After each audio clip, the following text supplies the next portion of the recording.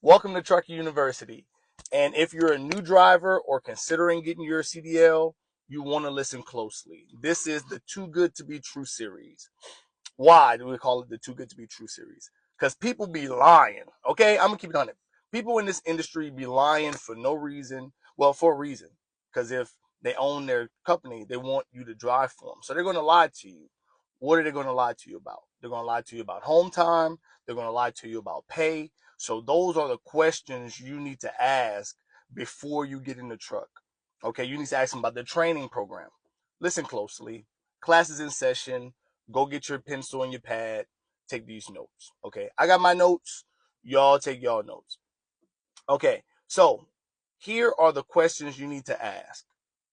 What is the home time? How much do you pay? How frequently do I get paid? You want to get paid, right? How frequently do I get paid? What is your training process? Surprisingly, this one is very important.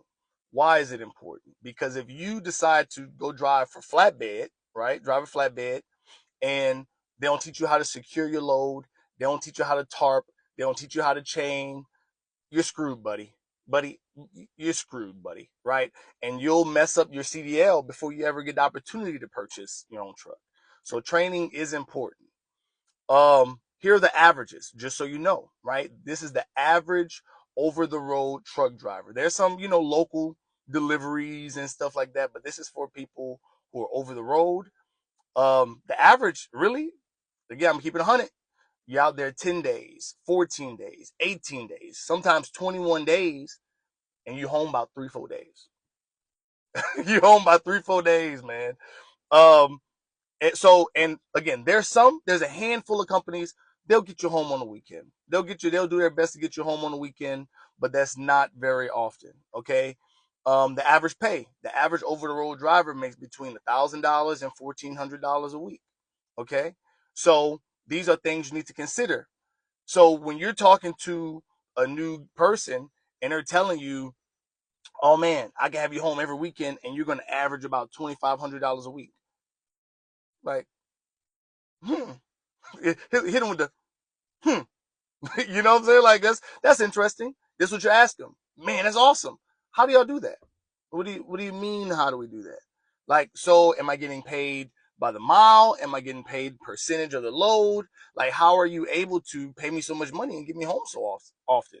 It's awesome. Sounds like a wonderful opportunity.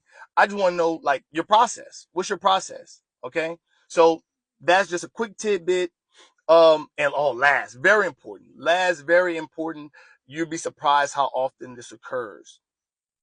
If you're working for a company and you've been driving for 2 weeks and they haven't paid you yet, leave. Shake the spot. Like, honestly, leave. Cut your losses. Don't, oh, I've been driving for so long, they owe me money. They haven't paid you yet. Now, they'll pay you eventually, hopefully, but you don't want to deal with that. The problem isn't going to get better.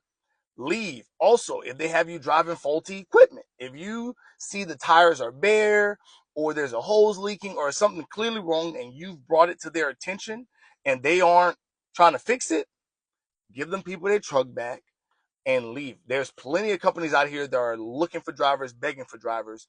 And I'm also going to do more videos on the difference between, the pros and cons of driving for a smaller company and driving for a larger company.